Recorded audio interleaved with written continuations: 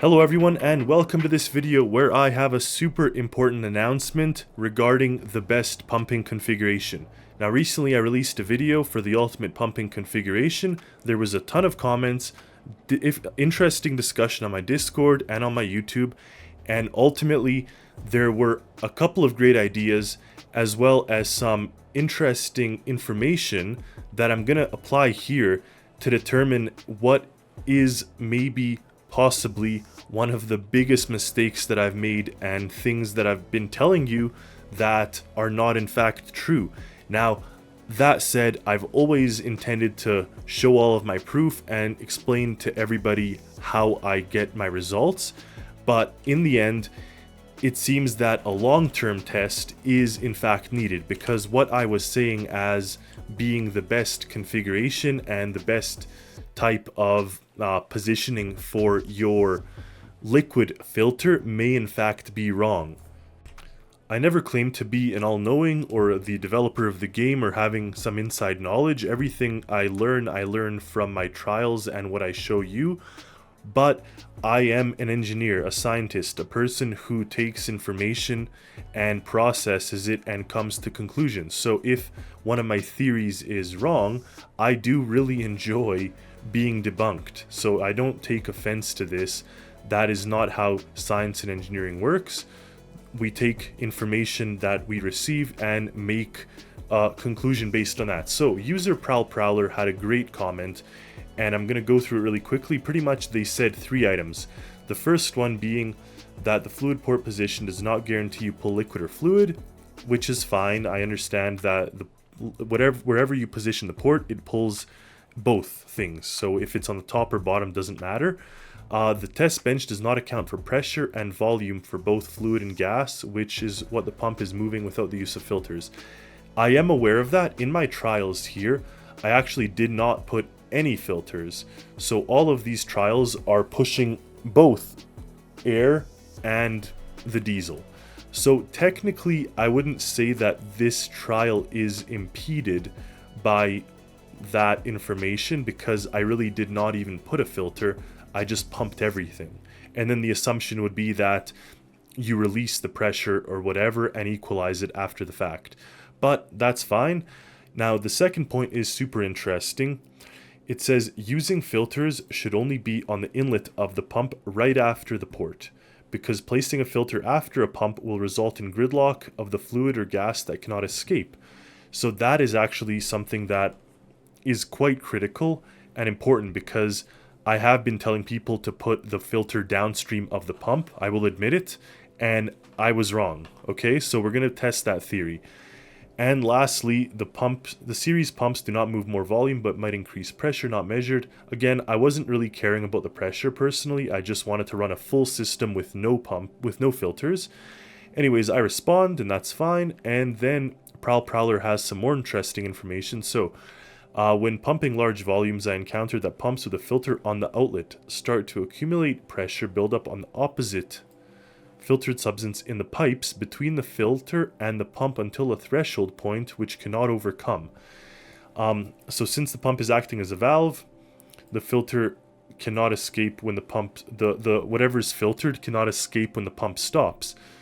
This makes the system become useless. And then there was an actual link to a video that Frantic had where it actually tests this theory, and Frantic ended up with a situation where the oil would not come out of his system. So I went ahead and created this series of tests to prove, maybe once and for all, but regardless, to prove at this point in time with this latest version of the game where we stand when it comes to this type of test. So I have a couple of different tests here that I'm going to explain for you right now. The first case is our establishing case. Just like in the video where I had tested the ultimate configurations, there are absolutely no filters on this. You just have a single port going to a pump to another single port. Now, I did expand the size of these tanks, so you actually do have a much bigger amount of water that you're moving, or diesel, and we're going to see how these setups work in the long term, so not just to like 1,000 or whatever I was testing in the past.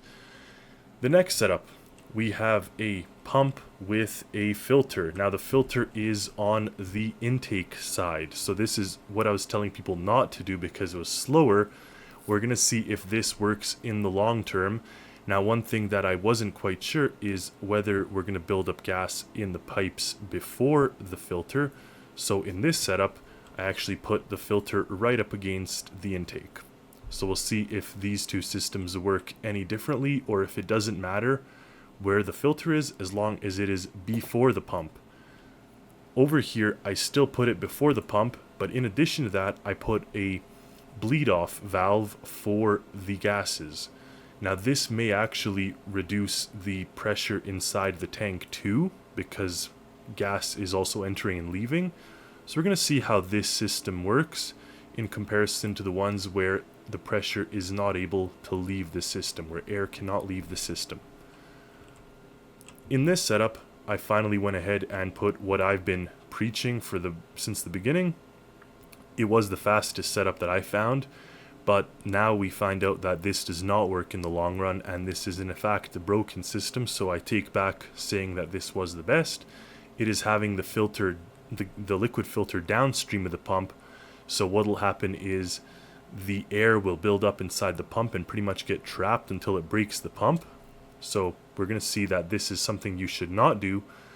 In this setup, what I did is I still have the filter downstream of the pump, but I then added a gas filter upstream. So you actually have the gas being filtered here. So you only really potentially build up the air in the pump itself. So we'll see how this works. And finally, this system is just a weird combination I wanted to test out. I actually put a liquid filter before and after the pump, in addition to putting a air relief valve. So I actually let these systems run for a little bit before starting this video, and right away we will see that my previously recommended system of having the filter on the downstream side of the pump or after the pump does not work. You end up stalling the system. You literally break it and there's no going back. So I take back what I said. Do not use this system, and thank you for the YouTube user that had commented and brought this to my attention. Now everything else for now is working, but I did do another test where this one tapers off and dies as well. This one here being the one that has the pressure release before the pump, but then the liquid filter after the pump. So even in this case, you end up breaking the pump because the air gets trapped in it. So it's tapering off and it's going to stall. Even though it did reach double what this one reached, doesn't matter. Do not use that system.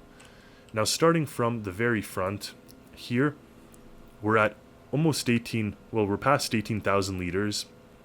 Remember, this is the system with no filter. So this is a purely filterless system. Of course, you're increasing the pressure of the tank that you're pumping into, and over here we're actually decreasing the pressure of the tank we're pumping from. So eventually that may stall it out and mess it up. You may have to put a bleeder valve to release the air pressure up top, in fact, and not have this happen. But for this test, I'm just going to leave this be for now. What you do see is we are now at 19,000, so that system in itself works okay. Now over here, this is our system where I went ahead and put a filter right before the pump. Now we're at 4,200 and 4,200, so it seems that these two are literally identical and their pressures are identical. So it does not matter if you have the filter right at the intake or just before the pump. In this case, these systems act the same. And as you could see, they're very slow, because over here we're at 20,000 liters, whereas here we're only at 4,200 liters. So we are at like 1/4 of the same amount, the amount where we have nothing, where we have no filters. We are doing 4 times better. Now we go to the next case where I have the filter before the pump and I have a air release valve before the pump as well. So in this case, we're getting 15,000 liters. So in comparison to this one's 20,000, it's around 75% or 3/4 of the speed of a purely filterless system, but it's still going. So that is encouraging, and it's not as slow as these ones with the filter before the pump. Now, like I said, these two have stalled out, so do not use that. And over here, our weird hybrid system of 2 filters for some reason before and after the pump, we're getting 15,000. So it seems to be doing the exact same as this one here, which had the filter and the air release valve. So it seems that in this case, that filter after the pump isn't adding any value to this system where we just have the basic thing. So here you could see we're almost at 16,000, and here you could see you're almost at 16,000. So they are pretty much, if not exactly the same. So that is quite an interesting insight. That means to this day, the purely filterless system is still top notch, and that is what my test was testing. It was testing a filterless system. Now again, in the long run, maybe that will play a part, because in theory this here is gonna drain or reduce the pressure until it gets less than 1 atmosphere, and at that point maybe it will stall out. Maybe we're always going to be left with some fluid in that system.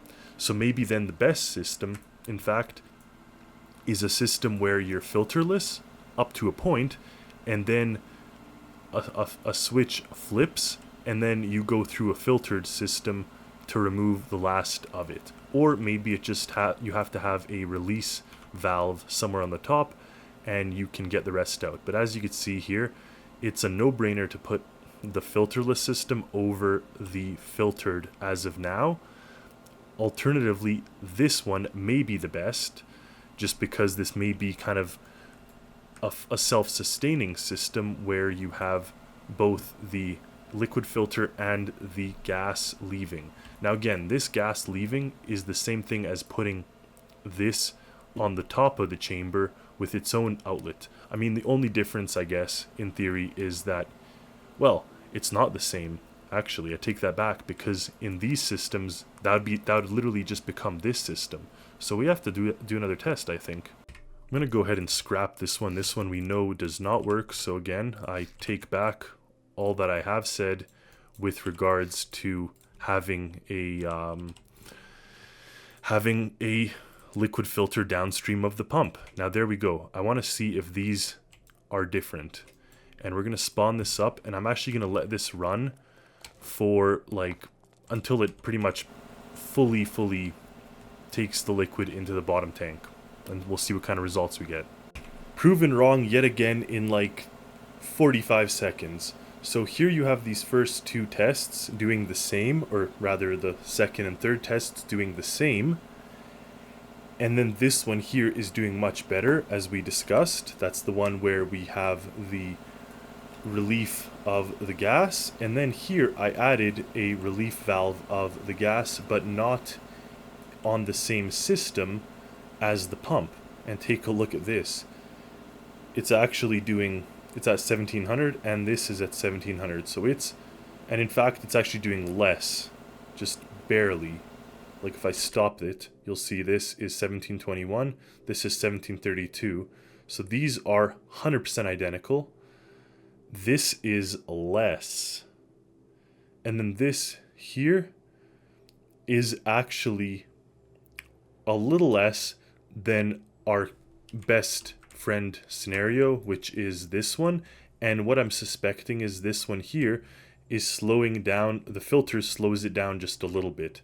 So we're actually getting a little bit less of results than this one. So this or our pure filterless situation are the best. Now I'm going to continue and let this run. So debunked. Do not, I repeat, do not do this method where you end up with, well, you can do it, it seems, but you're not going to have the most efficient system. So this system here, where you have the air filter kind of letting the air drain out of this, is not better than, well, way not better, or not much not better, I don't know, than this system where you have a filtering the air just before the pump. And then over here you have the system where you are just filtering what goes into the pump. That is still more efficient than running a pump like that with a simple air relief valve. Now that one will have a different pressure. You can see it's slowly dispensing the pressure in the top, whereas this is, I guess, dispensing it a little slower. But overall, we see that these results are speaking to us. And again, I do love a good conclusion and a good thesis, and this is actually a lot of fun. Checking in again, I did not set a timer, but here we are at 20,000 liters for the unfiltered. We are hitting 5 something here, 16,000 here, 5,000 for this one, and this one stalled out, as we know, and this one is slower than this one here by a little bit. So we're just gonna leave it be and kind of see what ends up happening here. Here we are back. I left this for almost an hour, and as we can look here and see that the tanks are getting quite empty. There's around 5,000 liters left in the better working systems. So if we start from the top with the simple pure pump system, you can see that we have in there currently almost 42,000 liters. We are left with, I'm going to stop this, we are left with 4,700. So we're at almost at 42. In the one that we also like, which is the one that has the pump and the filter with the gas filter vent, we're at 42.3. So it's actually better in the long run, which is quite interesting. So it seems that this one had slowed down substantially as it reached this type of pressure. See, that was kind of what we predicted, whereas this one still has a nice pressure inside the tank. So it actually ended up being faster in the long run. So we're at 4,200. And then over here, we are also at 4,212, 4,200, 300, 42, oh my goodness, 315 versus 312. So almost the same thing. I wouldn't use the double filter system, just as we saw, it's almost clunky and unnecessary. So the clear winner in this challenge would be to use the system that we described, which is here, which has the venting port for the air on top, or not on top, but just before the pump. Alternatively, for not much of a worse system, you can use this one here, which is the pure pump, which is what we were actually testing before. So I still stand by saying that if you just have a pump, no filters, you're more or less fine. Your systems will work as intended. But this system that had the vent did work marginally better and is probably the more stable system to implement, especially because your pressure doesn't end up becoming like a vacuum. So in this case, we have our clear-cut winner. I will continue with other tests now to test this rig, which we now have determined is the best system out of this bunch, and we'll proceed. And I will continue testing this system as well as our base establishing system to continue on and understanding the difference. But those two ended up being the closest and best, again with the exception that our pressure is now super low in there, whereas this one, it is stable. It is quite a good system. Now take note that inside the actual tank here, I didn't put any port to bleed off the pressure in here. So we're going to see how that works in other videos. We're going to see how adding the compressed air to push out this tank works with this system, as well as whatever else we may see in the comments. So please shoot your recommendations. Let me know if there's something else we missed. I saw there was a comment to test the different sized fluid ports. If we do test the large fluid port versus the small one and stuff like that. So these tests will continue. As always, thank you for watching. Your support means a lot to me. Hope you enjoyed the video, learned something, and as always, happy Stormworksing, everyone.